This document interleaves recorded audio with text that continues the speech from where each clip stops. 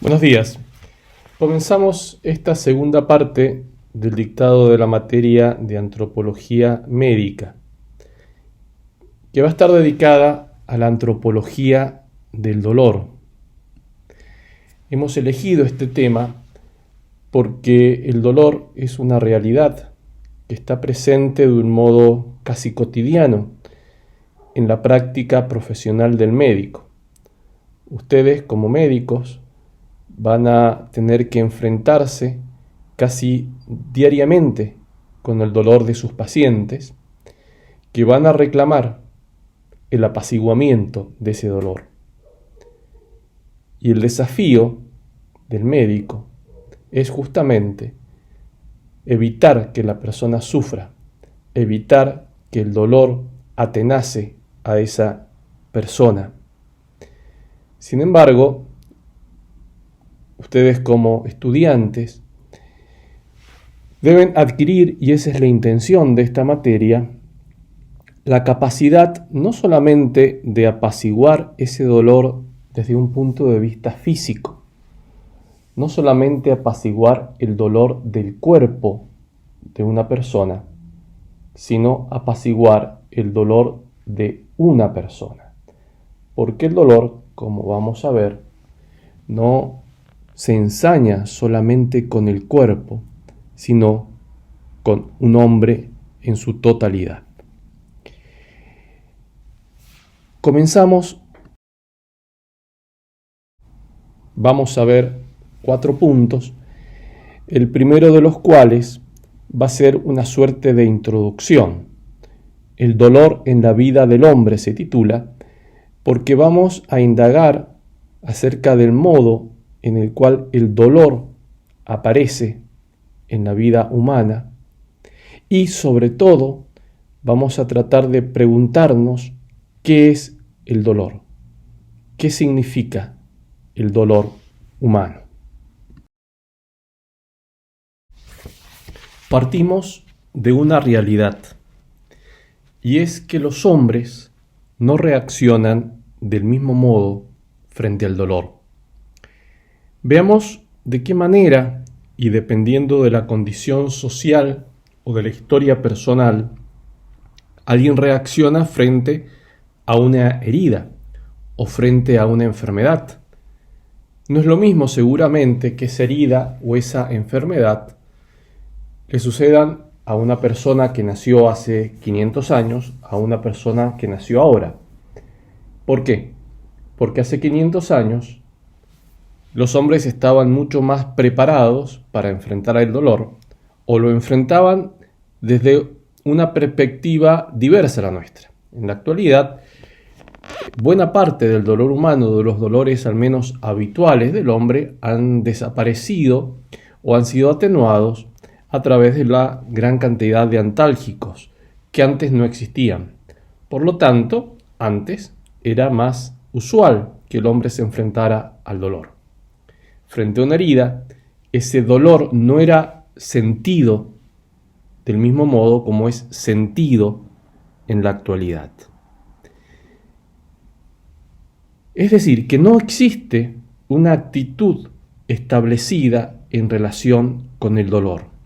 No podemos decir que un dolor de una intensidad tal sea percibido indefectiblemente con esa intensidad y de ese mismo modo en todos los individuos que integran la raza humana. Hay distintos modos de reaccionar frente a un mismo dolor.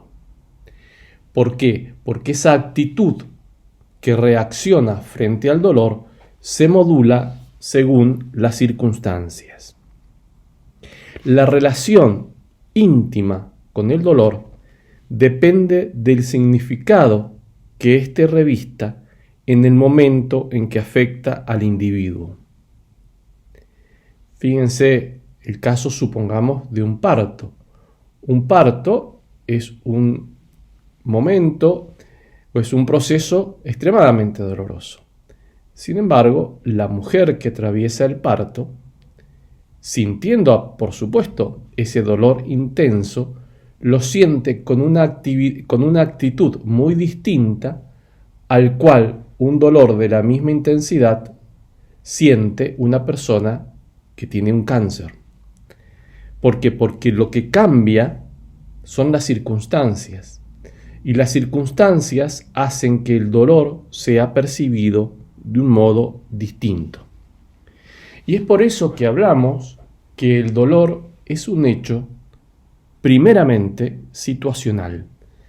Depende de la situación en la cual está la persona en el momento en el cual ese dolor acaece.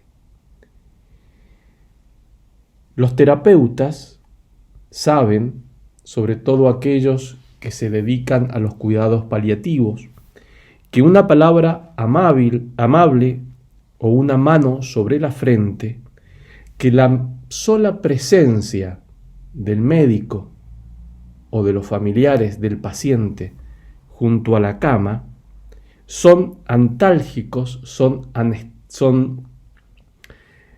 medidas paliativas al dolor, a veces mucho más eficaces que un químico.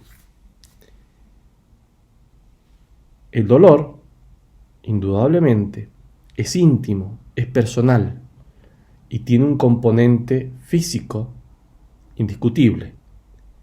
Pero también el dolor está impregnado de materia social, cultural y relacional, y es fruto de la educación. Por eso el dolor no escapa al vínculo social.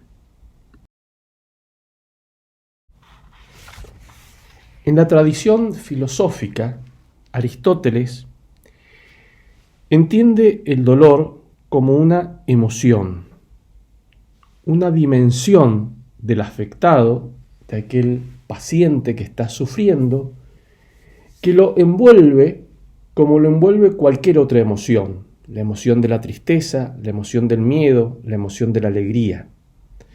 Cuando entendemos estas emociones, no las entendemos de un punto de vista exclusivamente corporal.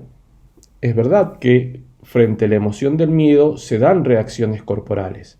Se acelera el ritmo cardíaco, la tez empalidece, los músculos de las extremidades se preparan para la huida, etc. Hay una dimensión física.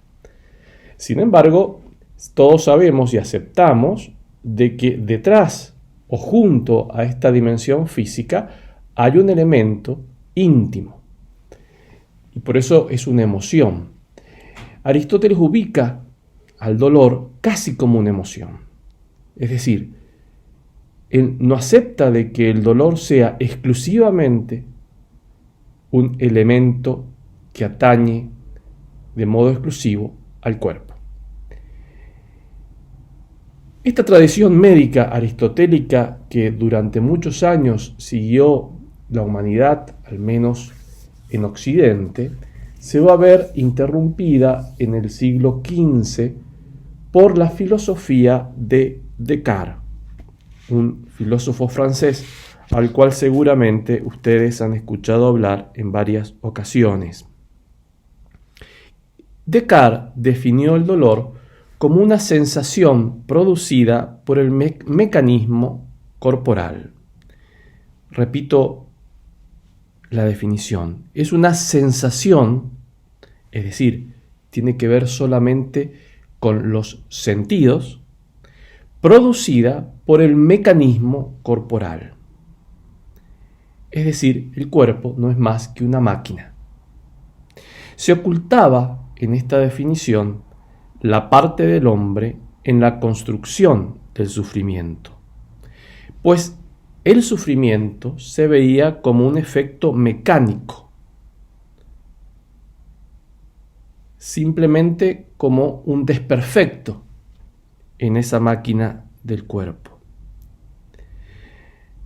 Entonces la biología, desde esta perspectiva cartesiana, estudiaba, entre comillas, el mecanismo del influjo doloroso. Es decir, estudiaba y describía la anécdota del dolor, el origen de ese dolor, su recorrido, el punto de llegada. Esta teoría desembocaba en la idea de la especificidad de un sistema receptor cutáneo que transportaba directamente una excitación nerviosa, gracias a fibras propias, hasta un centro del dolor situado en el cerebro. Una mecánica neuronal y cerebral conducía el influjo doloroso y lo sustentaba. El hombre, como totalidad, no era más que una hipótesis secundaria e incluso desdeñable, porque en definitiva, para estudiar el dolor, lo único que contaba era este proceso por el cual el dolor se originaba en la piel y terminaba en el cerebro. Sin embargo, para comprender las sensaciones en las cuales está en juego el cuerpo, no hay que buscar en el cuerpo, sino en la persona, con toda la complejidad de su historia personal.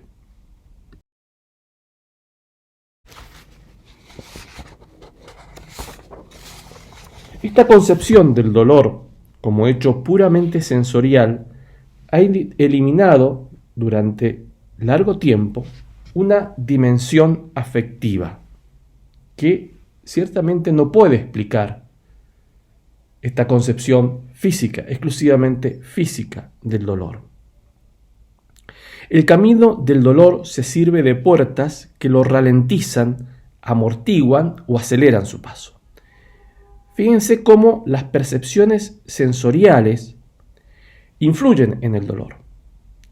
El frío y el calor, por ejemplo, hacen que ciertos dolores sean más intensos o menos intensos. Hay veces que conviene poner compresas frías para atenuar un dolor, a veces compresas calientes. A veces los masajes ayudan a que ese dolor disminuya. Hay ciertas condiciones de la persona que también contribuyen a que el dolor se relaje. Por ejemplo, la concentración.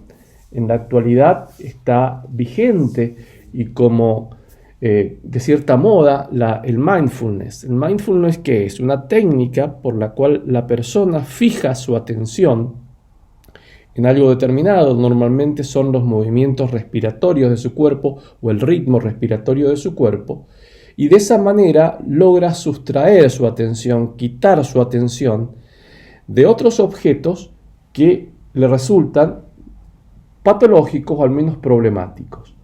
De esta manera entonces el mindfulness se convierte también en una técnica interesante para tratar el dolor, sobre todo los dolores crónicos. Ayudar a la persona que se concentre en otra cosa y no en su propio dolor. ¿Por qué? Porque mientras más se concentre en su dolor, ese dolor se hace más intenso. Y al revés, cuando su atención está puesta en otro objeto, el dolor disminuye. Es decir, que el dolor está moldeado y modulado por distintos elementos. Es decir, que en el dolor tenemos una dimensión sensitiva, que es estrictamente aquella de la cual hablaba la medicina cartesiana, es decir, aquella que recorre los nervios que van desde los centros receptores del dolor en la piel hasta el cerebro. Pero también hay una dimensión afectiva. Y por afectivo estamos aquí tomando un concepto muy amplio que vamos a ir desarrollando a lo largo de la materia. Pero es importante que ustedes tengan en cuenta esta primera distinción. El dolor no es exclusivamente un elemento físico, un elemento corporal, sino que incluye en él un elemento afectivo o una dimensión afectiva. Decimos que no hay dolor sin sufrimiento. Es decir, no hay dolor sin significado afectivo que traduzca el desplazamiento de un fenómeno fisiológico al centro de la conciencia moral del individuo. Una definición insuficiente, sin duda, y cuyo aspecto más débil ha sido cuestionado. Pero aquí entra esa distinción que seguramente ustedes en algún momento la han escuchado, el suffering pain, es decir, una percepción personal del sufrimiento, del sensory pain, es decir, el dolor como mera expresión de algo sensitivo.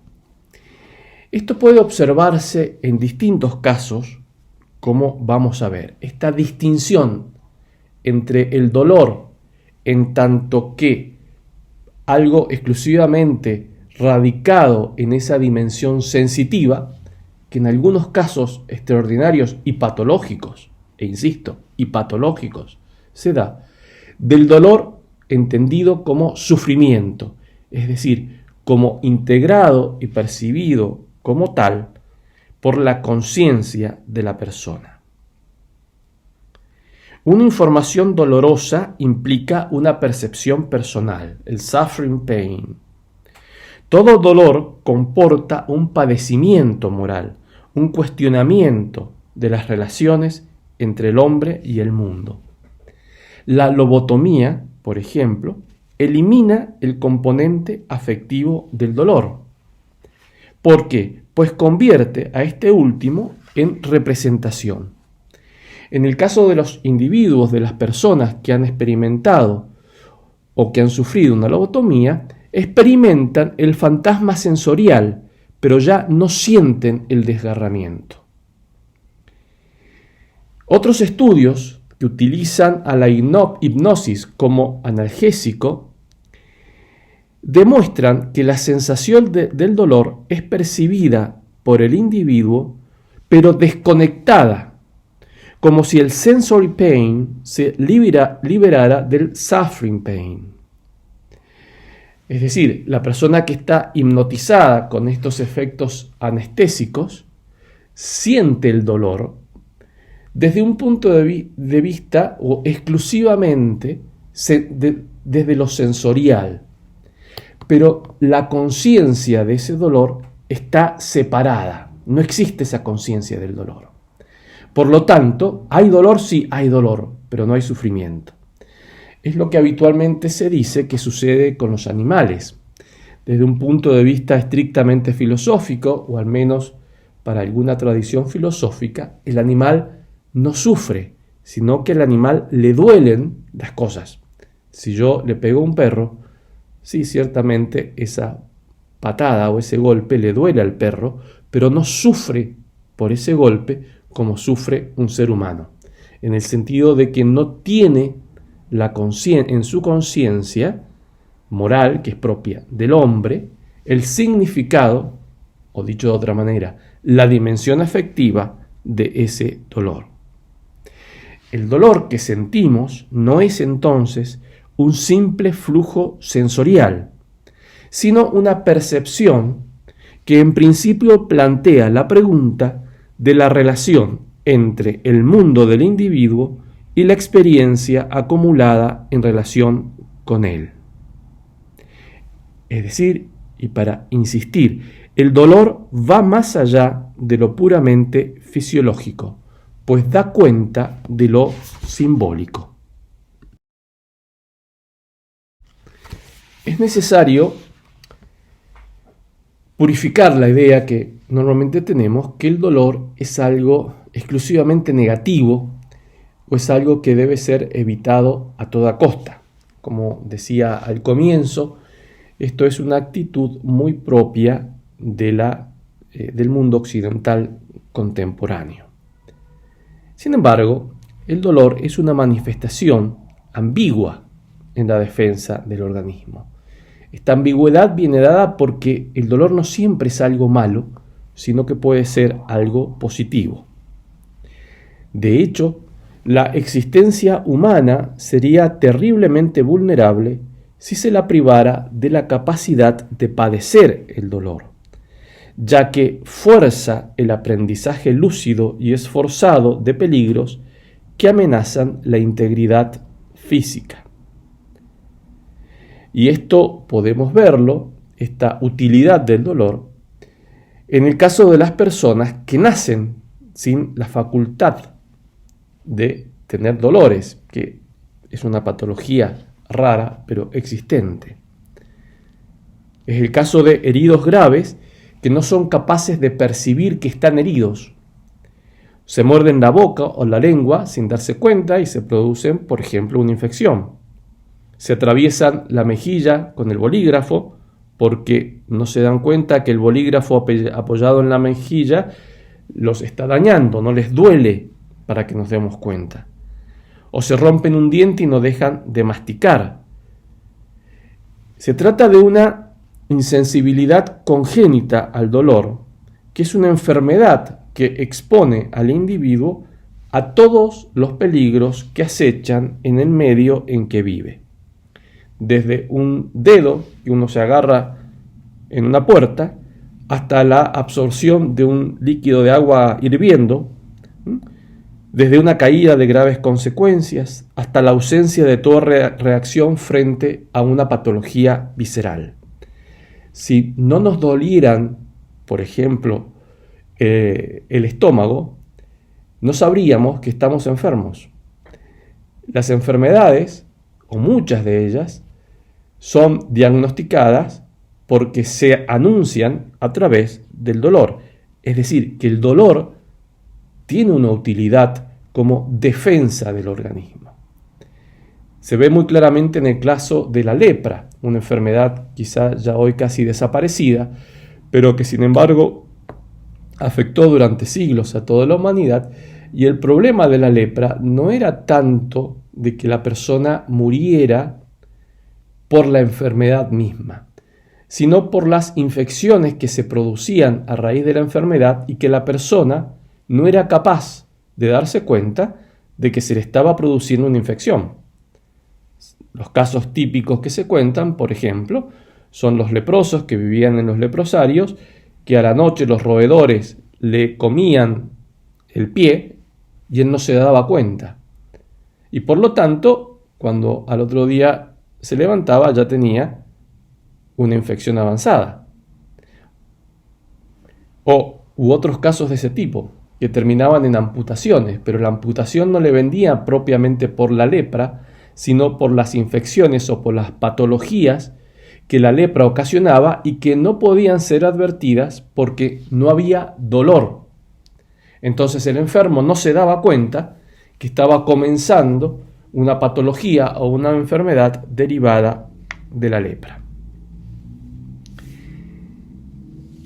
Es decir, que el dolor opera como protector del organismo por la retracción inmediata que suscita, la huella que deja en la memoria y que conduce a obrar de manera más lúcida. La persona que se quemó con un objeto que estaba sobre una hornalla de la cocina, y eso le ocurre a buena parte de los hombres, nunca más o raramente se vuelve a quemar. ¿Por qué? Porque ya sabe, el dolor de esa primera quemadura fue no solamente útil porque impidió que se quemara gravemente la mano, sino que fue también pedagógico, le enseñó. De aquí entonces esta utilidad del dolor como defensa del organismo. En segundo lugar, vemos que el dolor tiene también una función social.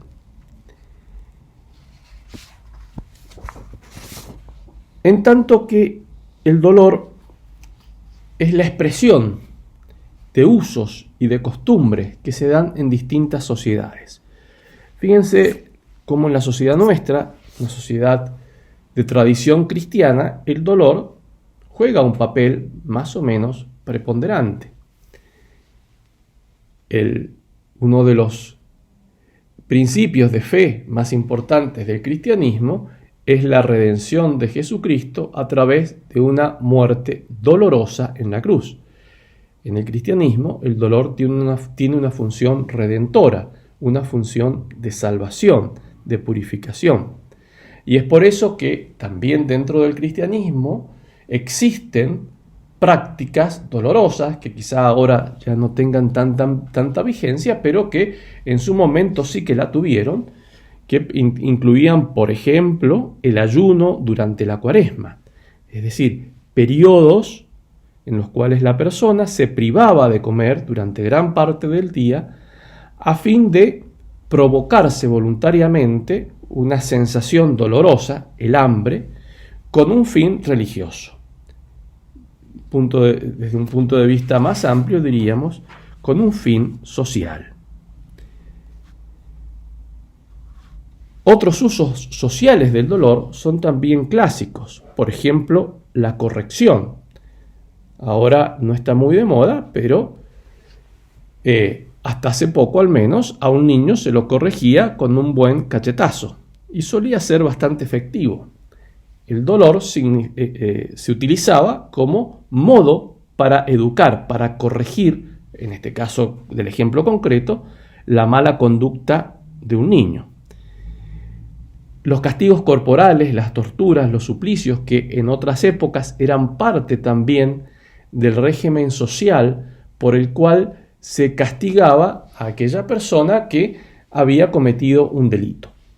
Ustedes van en algunos países de Europa, yo lo he visto en Inglaterra, todavía queda, obviamente, que como una cuestión de curiosidad, en la entrada de algunos pueblos pequeños, el cepo. Ese cepo siempre estuvo allí, ahora no se usa. Pero era el modo en el cual castigaban a una persona. Supongamos, una persona que se había robado una gallina, el modo de castigarlo era tenerlo medio día en el cepo. Entonces todas las personas que entraban o salían del pueblo veían a este ladrón de gallinas en el cepo durante un buen rato. Y el cepo indudablemente era un elemento o un instrumento de castigo, no digamos de tortura como tal, pero de castigo que provocaba cierto dolor. Es decir, que había, en este caso también, una función social.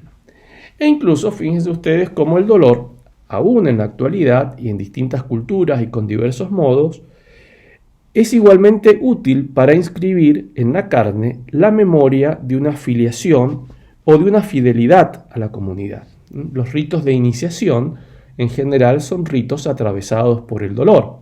En las tribus africanas en las cuales se da la iniciación de la niñez a la vida adulta, suelen ser ritos dolorosos. Por ejemplo, a ese joven tiene que saltar desde una montaña muy alta, o es marcado en la espalda con piedras filosas. Nosotros incluso en la actualidad quedan ciertas rémoras de estas prácticas sociales del dolor como elementos de iniciación. Cuando a un chico que cumple 18 años se le corta el pelo, que nos resulta algo simpático, en realidad es algo de eso. Es decir, ya no le marcan la espalda con piedras afiladas, pero le infligen otro tipo de dolor, entre comillas aquí dolor, evidentemente, es algo que se ha morigerado, pero tiene que ver con eso, es un signo visible del paso de la infancia, en este caso de la adolescencia, a la vida adulta. En tercer lugar, el dolor también es una punción de lo sacro. ¿Por qué? Porque arranca al hombre de sí mismo y lo enfrenta a sus límites. Pero se trata de una manera caprichosa que hiere con inaudita crueldad. En realidad, el dolor lo que hace es ensanchar la mirada del hombre. Le recuerda que su existencia es una existencia pasajera. Todos sabemos que vamos a morir. Los jóvenes quizá la perspectiva, como es natural, la ven mucho más lejana y no la tienen interiorizada. En la vida adulta y a medida que pasan los años, esta realidad, la realidad de la muerte, se va interiorizando de un modo cada vez mayor. Vamos a morir, esa es una realidad. Entonces, el dolor es un memento mori. Esta expresión latina significa esto: recuerda, memento, recuerda que vas a morir. Recuerda la muerte. Es un recuerdo de la muerte. ¿Por qué? Porque cuando tenemos un dolor, y sobre todo cuando es un dolor un poco más intenso que el dolor de un dolor de muelas, y quizá tenemos que someternos a una cirugía o a algo por el estilo, nos damos cuenta de que nuestra existencia es finita. Es decir, que estamos viviendo, pero en un momento no vamos a vivir más. Y esta realidad, que no la tenemos presente en la conciencia de modo permanente, porque es normal que sea así y es bueno que sea así, que no la tengamos, sería patológico la otra situación. Sin embargo, es interesante de vez en cuando caer en la cuenta de esta realidad, de la finitud de la condición humana. Es decir, de que en algún momento moriríamos, vamos a morir. Por eso también hablamos de la punción de lo sacro. Una punción, ¿sí?, es un pinchazo de lo sagrado, en tanto que la muerte me enfrenta a la realidad de una vida que sobrepasa esta vida terrenal. En la época del iluminismo, de la iluminación, siglo de las luces, siglo XVII y XVIII, quizá parte del XIX, se soñó con que el dolor iba a ser eliminado, que el sufrimiento iba a ser eliminado. Sin embargo, caemos en la cuenta de que no ha sido posible. El dolor es una realidad más allá de los enormes avances que ha tenido, sea los antálgicos, sean las anestesias. Tengan presente lo que podía ser una cirugía o una intervención odontológica en una época en la que no existía la anestesia. Digo entonces que más allá de estos avances, el dolor es una realidad que no ha podido ser eliminada. Es decir, hasta el momento no ha aparecido una píldora mágica que elimine totalmente el dolor.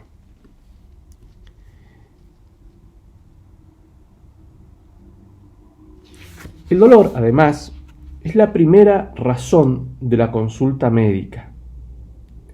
Y la primera tarea del profesional médico consiste en curar las causas del dolor, en darle un sentido o en reducirlo al silencio. Nosotros, entonces, en esta segunda parte de la materia, lo que vamos a hacer es indagar el modo en el cual esta tarea de reducir al silencio, al dolor, en el paciente, debe cobrar una dimensión no exclusivamente física o no exclusivamente que atienda a lo sensorial, a la dimensión sensorial, sino también a la dimensión afectiva. El segundo punto que vemos lo hemos titulado Experiencias del dolor, y lo inicio con una frase de Paul Valéry, un escritor francés.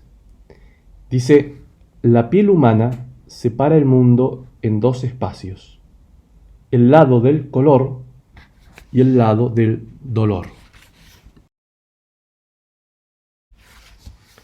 El dolor es, junto con la muerte, la experiencia humana mejor compartida.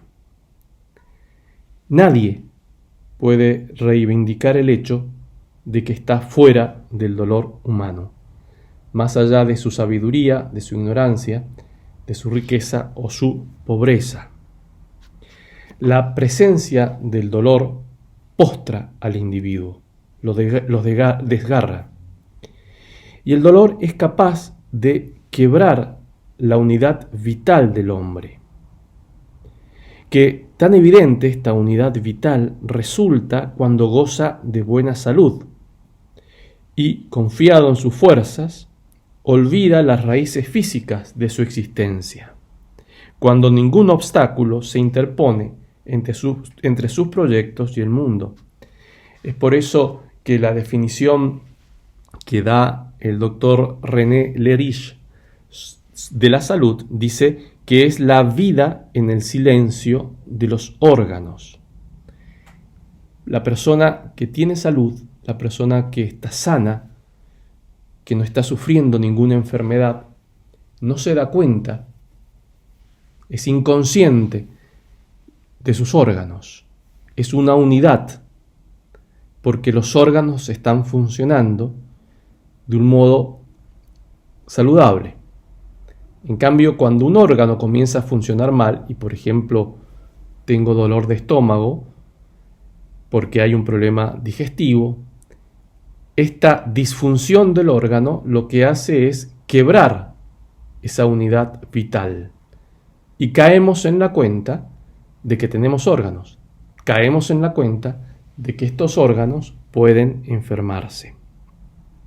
En la vida cotidiana, el cuerpo es invisible, es dócil, hace lo que nosotros queremos. Sin embargo, cuando la salud nos abandona, el cuerpo toma cierta autonomía y por más que yo quiera caminar, si mi pierna está lastimada o si mi pierna está fracturada, no puedo caminar. El cuerpo se me revela. Esa unidad vital desaparece.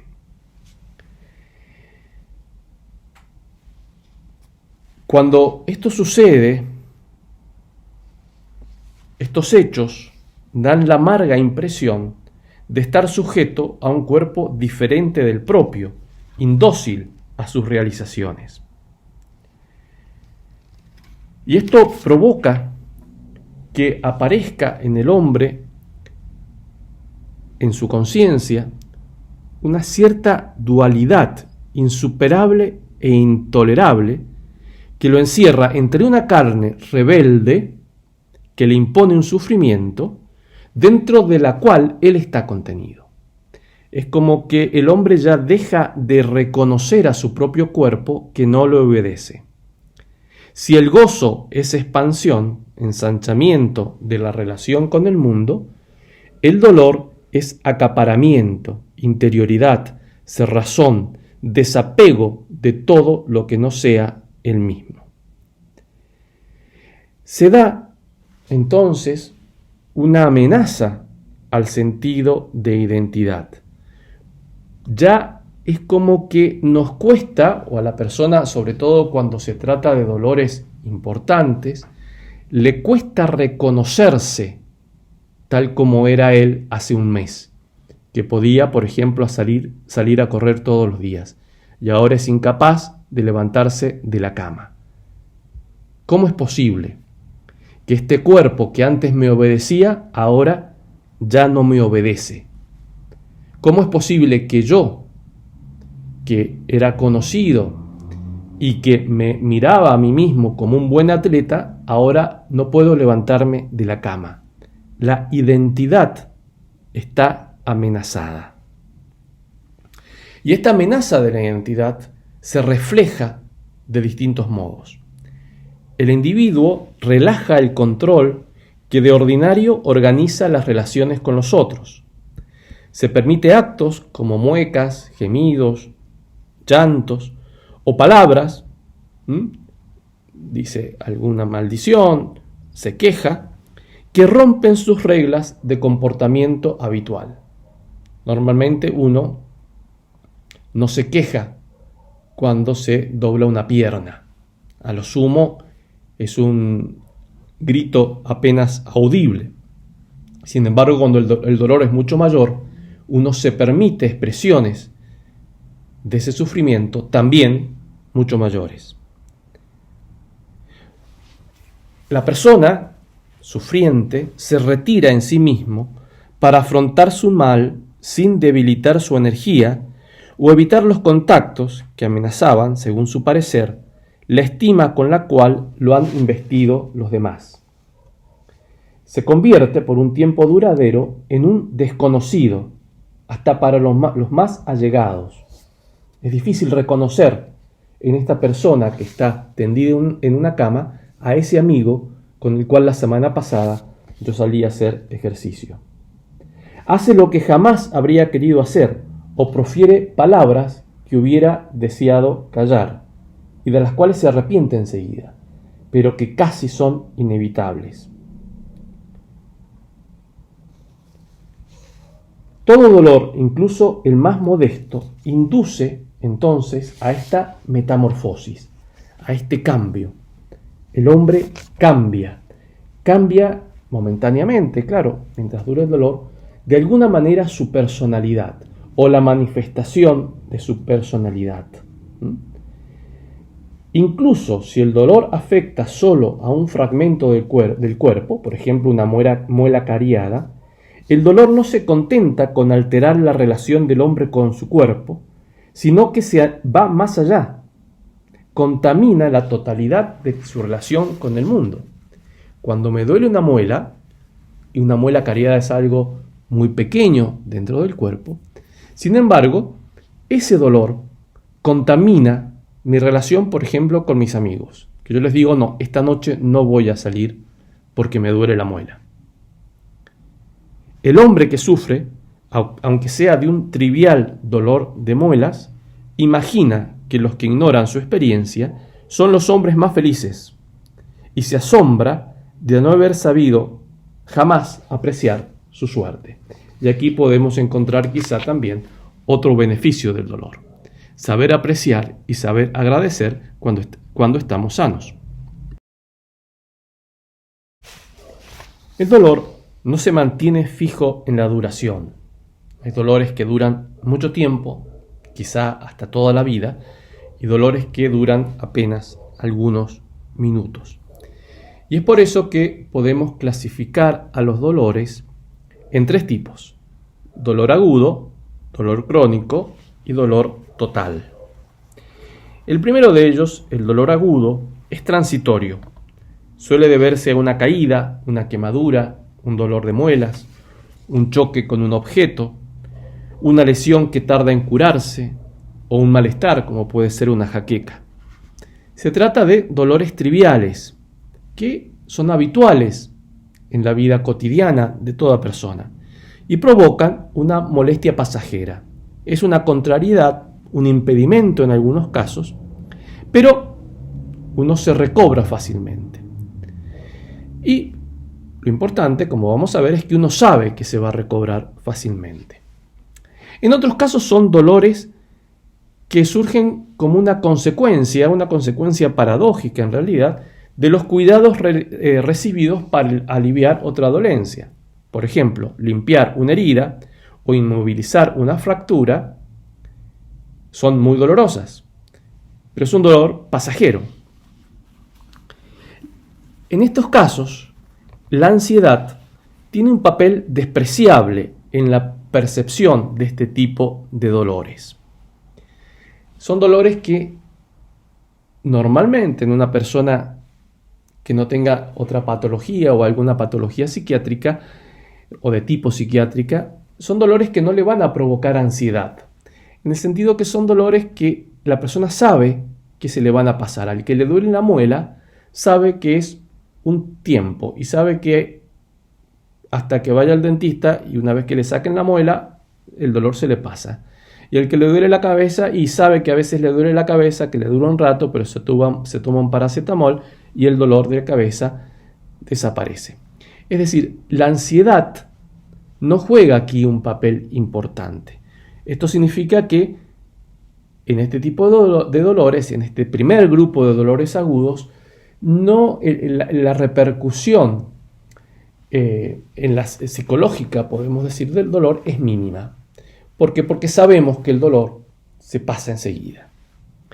En cambio, hay otro tipo de dolores agudos que sí pueden ser un poco más inquietantes, en los cuales la ansiedad sí juega un papel.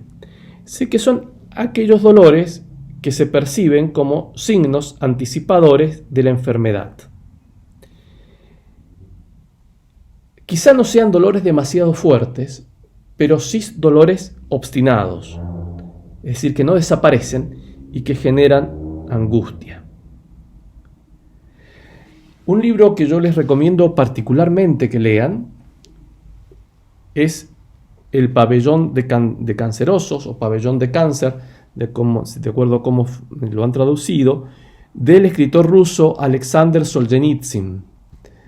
Es un libro excelente en el cual el que es médico narra la experiencia que él tiene o que él tuvo durante un tiempo de su vida que estuvo enfermo de cáncer y internado en un hospital del sur de Rusia porque había sido deportado de Moscú, donde vivía, por el régimen comunista de Stalin. Y allí hay una frase que dice una médica oncóloga: si yo no hubiera sido oncóloga, no habría dado ninguna importancia a este dolor, o bien, al contrario, habría ido sin temor a examinarme, pero conocía demasiado bien este engranaje para no dudar en meterse en él. Es decir, ese dolor que esta médica oncóloga comienza a sentir es para ella, además del dolor físico en sí, un generador de angustia, porque sabe que puede ser el dolor indicador de un tumor, de una enfermedad mucho más grave. El dolor se percibe aquí como un síntoma que anuncia o acompaña un desarrollo patológico que hay que curar. Para la mayor parte de los occidentales, el médico es el que da nombre y reduce el dolor. Es su obligado interlocutor. Cuando me duele algo, si es una dolencia conocida, uno recurre a la automedicación. Si me duele la cabeza, y bueno, recurro al ibuprofeno, pero no voy al médico. Pero cuando el dolor no es conocido, uno va al médico. Y vamos al médico no solamente para que el médico cure el dolor, sino para que nombre el dolor y me diga, ese dolor ocurre por tal y cual motivo. Y me da una medicación y ese dolor desaparece. Pero lo que hace que ese dolor desaparezca no es solamente el químico que lo calma, sino también la palabra del médico que calma mi angustia y mi ansiedad de no saber a qué se debe ese dolor. Otros individuos, según su condición cultural, quizá vayan no a un médico, sino a un curandero, o vayan a otro tipo de personas que hacen lo que hoy conocemos como medicinas alternativas y que tienen un gran componente cultural.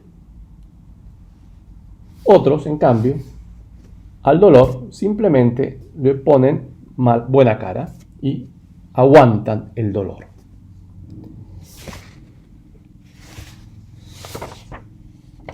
Son todos estos tipos de dolores agudos, en los cuales se permiten ciertas reacciones frente a ese dolor que son culturalmente legítimas y que incluyen también actitudes de solidaridad. En este tipo de dolor, del dolor agudo, el alivio e incluso la recuperación de la salud, en principio se encuentran al final de la prueba. Yo sé que tengo que aguantarme este dolor unos días, pero después me voy a sanar. Piensen, por ejemplo, los dolores posoperatorios. El conocimiento del carácter casi siempre provisional del dolor nos convence de que éste no tardará en disolverse. El dolor, cuyo próximo final se adivina, pierde una parte de su violencia y no menoscaba el sentimiento de interioridad. El segundo tipo de dolor es el dolor crónico. Registra intensidades variables que van desde la intermitencia que provoca penosos efectos que alteran el pleno desarrollo de la vida cotidiana hasta la continuidad dolorosa de un padecimiento que paraliza la mayor parte de actividades sin el consuelo de una pronta salida.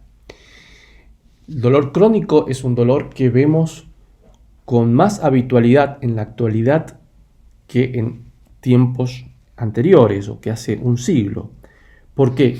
Paradójicamente, por el avance de la medicina. En la actualidad, curando enfermedades que en otro tiempo habrían desembocado en la muerte, y tomando bajo control exclusivo la fase terminal de la vida, la medicina ha contribuido a hacer inevitable los dolores más o menos agudos y duraderos que solían desaparecer con la muerte o que no tenían tiempo de desarrollarse a causa de defunciones más precoces.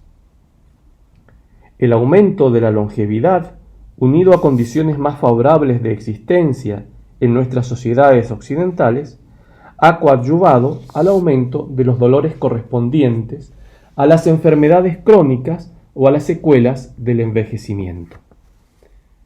El envejecimiento trae aparejado el dolor.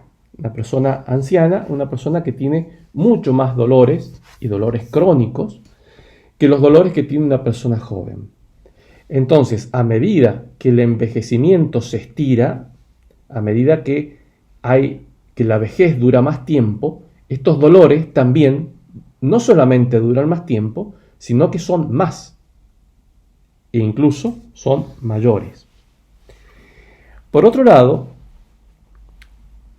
estos dolores crónicos, es decir, dolores en los cuales no percibimos su fin, como si ocurría en el dolor agudo, se incrementan debido a la opinión actual, contemporánea, de que todo dolor es inútil y conviene desembarazarse de él sin demoras, so pena de complacencia culpable.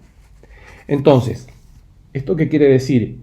Que en la actualidad somos mucho menos resistentes al dolor a lo que lo eran los hombres de siglos anteriores, porque nos hemos acostumbrado y tenemos la opinión de que el dolor no sirve para nada y que hay que huir cuanto antes del dolor.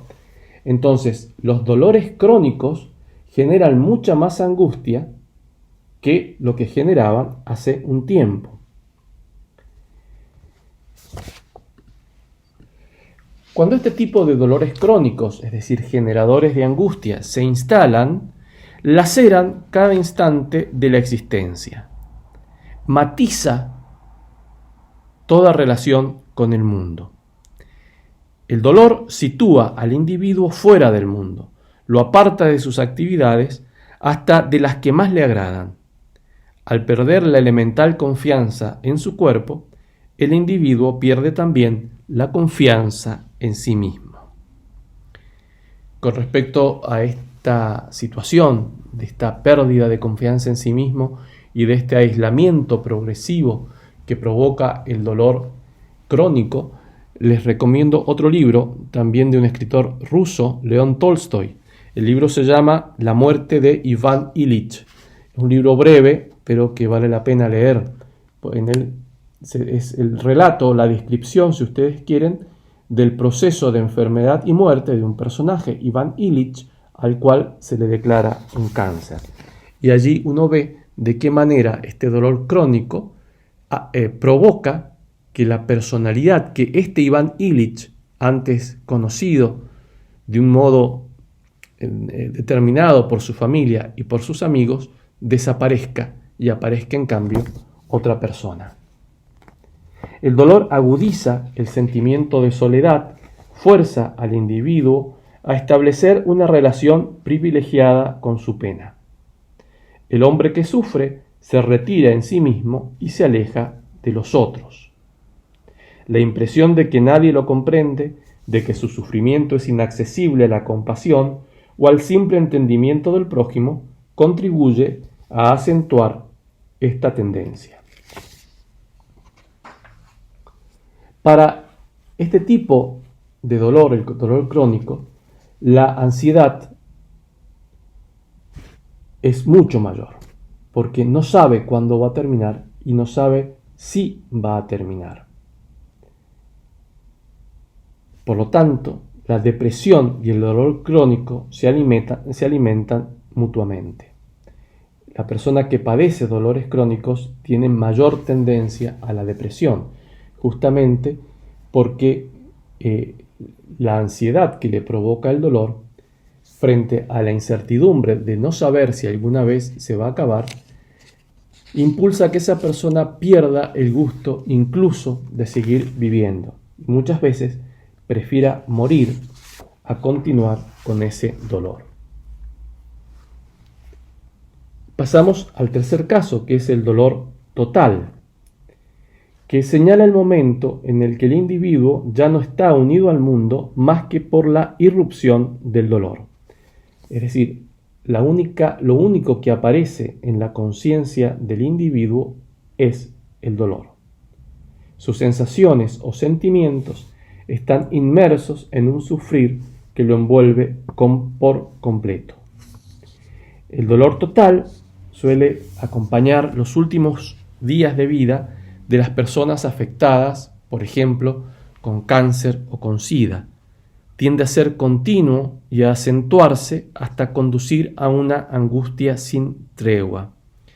En este caso, el dolor no es el heraldo, no anuncia una curación, sino que anuncia la muerte. Y esto provoca, claro, angustia. Cada avance del dolor es una pérdida de la soberanía del individuo y señala el camino evidente hacia el fin. Este tipo de dolor solo deja una conciencia residual en la persona, porque toda su conciencia, toda su atención está fijada en el dolor, es incapaz de pensar en otra cosa. La vida ha dejado de tener el menor interés. La persona desea morir lo antes posible y a veces incluso así lo solicita al médico.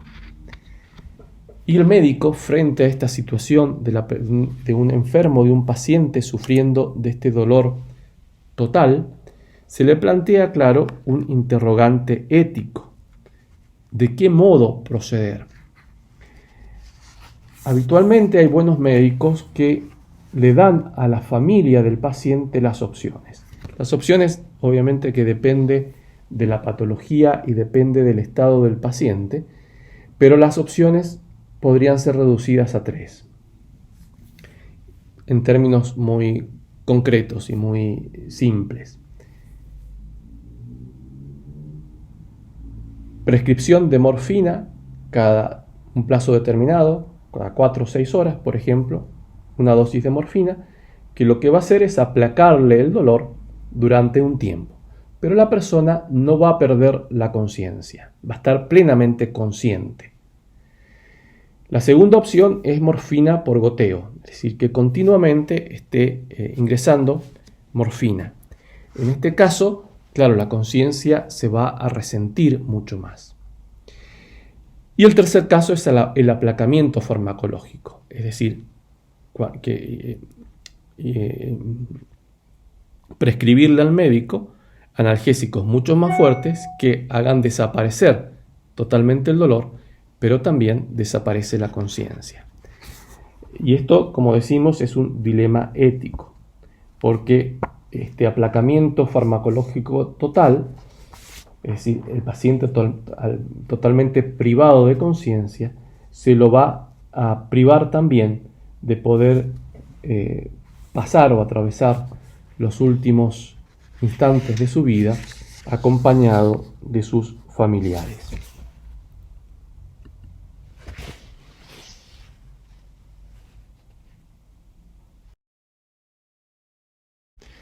Y el último punto que vemos en esta primera parte es la incomunicabilidad del dolor. El dolor es un fracaso del lenguaje, decimos. ¿Y por qué? Porque el dolor se escapa del lenguaje. La sensación del dolor, y sobre todo en los enfermos o heridos, es decir, aquellos en los cuales el dolor es muy intenso, es en primer lugar un hecho íntimo y personal que escapa a toda medida, a toda tentativa de aislarlo o describirlo, y a toda voluntad de informar a otro sobre su intensidad y su naturaleza. Ante una amenaza, el rompimiento de la unidad de la existencia provoca la fragmentación del lenguaje. El dolor suscita el grito, la queja, el gemido, los lloros o el silencio. Es decir, fallos en la palabra y el pensamiento. Quiebra la voz y la vuelve desconocida. Mímicas específicas y socialmente identificables, crispaciones, ejemplifican el ir y venir del dolor intenso y la cerrazón al mundo. El cuerpo se postra en una inmovilidad o una actitud antálgica que hace que sea difícil mantener la atención en los otros sin un enorme esfuerzo de voluntad. Por lo tanto, el dolor crea una distancia por cuanto sumerge en un mundo inaccesible a todos los demás. Los gritos del doliente son incluso intolerables para sus seres queridos. Minan el vínculo social y autorizan incluso el abandono o el rechazo fuera del círculo colectivo.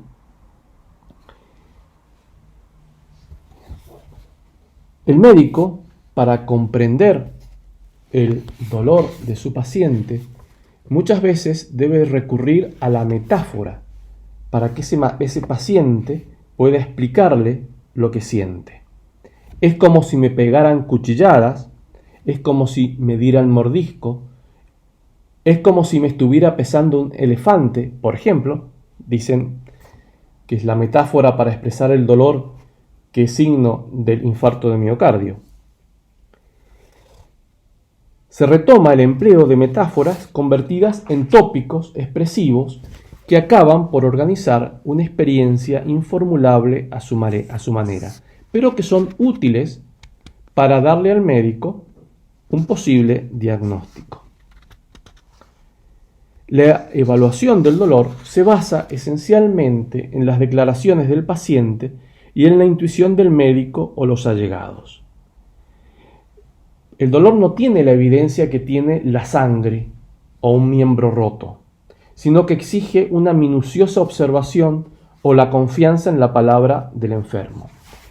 No es lo mismo una persona que va al médico porque se quebró una pierna y esa fractura de pierna es claramente visible, o bien a simple vista, o bien por una imagen radiográfica, o porque tiene una herida, entonces sangra, y eso es visible, al dolor. El dolor no es visible.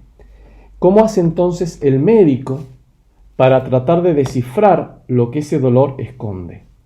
Decimos, uno es recurrir a las metáforas de alguna manera estandarizadas. Otra es hacerle una serie de preguntas al paciente a fin de que a partir de esa pregunta y por su conocimiento médico, por su experiencia e incluso por su intuición, pueda ser capaz de descubrir por qué existe ese dolor, cuál es la causa de ese dolor y eventualmente cuál es la patología que se esconde detrás de ese dolor. Sin embargo, ese dolor, el único modo de ser expresado es a través de este no lenguaje, como puede ser la queja, como puede ser el grito, como puede ser la metáfora. Para comprobar la intensidad del dolor del otro es necesario convertirse en el otro. La distancia entre los cuerpos, la necesaria separación de las identidades, hace imposible la penetración en la conciencia dolorosa del otro. Para conocer la violencia del fuego es necesario haberse quemado, pero también para conocer el sufrimiento de otro es necesario que yo pase por ese sufrimiento, porque el otro no tiene palabras para dármelo a conocer. La medicina ha desarrollado algunos tipos de test para evaluar la intensidad del dolor. Uno de ellos es el que se llama el de escala visual analógica, EVA, que representa una línea horizontal de 100 milímetros. El extremo izquierdo marca la ausencia de dolor y el derecho el dolor máximo. El paciente lo que hace para marcar la intensidad de su dolor es trazar un signo dentro de esa línea. En la escala numérica, que es ese IN que ustedes tienen ahí, el paciente da una nota de 0, que es la ausencia de dolor, hasta 10 o hasta 100. ¿Sí? Son escalas de utilización rápida y cómoda para evaluar los efectos de un analgésico, por ejemplo. Pero son también limitadas, ya que en este caso solo se está considerando el factor intensidad. Hay otro cuestionario, el de McGill, que ofrece una lista de 78 temas repartidos en 20 grupos que proponen escoger entre varios términos. Las 10 primeras clases enumeran las características sensoriales, temblores, escalofríos, pulsaciones, pinchazos, retortijones, etc. Las 5 siguientes, características afectivas, dolor fatigante, agotador, espantoso, intenso, horrible, intolerable, etc. Y las otras 3 clases reúnen caracteres diversos. Es una especie de sismógrafo íntimo que traduce el impacto de la terapéutica en el estado del enfermo. Sin embargo, nos preguntamos hasta qué punto el que yo tenga un dolor marcado en el número 7 o hasta qué punto las 78 preguntas de un cuestionario pueden dar a entender a los demás lo que significa verdaderamente el dolor que yo, en mi persona, con mi historia y con mis circunstancias, estoy padeciendo.